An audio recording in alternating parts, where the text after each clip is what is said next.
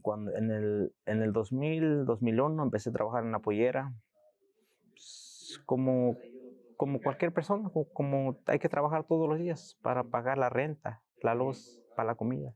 Sí, y siempre yo me preocupaba más por mi familia. Sí. Ah, ¿Era un programa de trabajo o simplemente? No, no es programa, es simplemente yo fui, apliqué para la Perdue y me ¿Cree dieron. usted que esta forma de trabajar sin programa, sin nada, como yo voy a presentarme al sitio de trabajo, esto es mejor o mejor que los programas como H2B o H2A?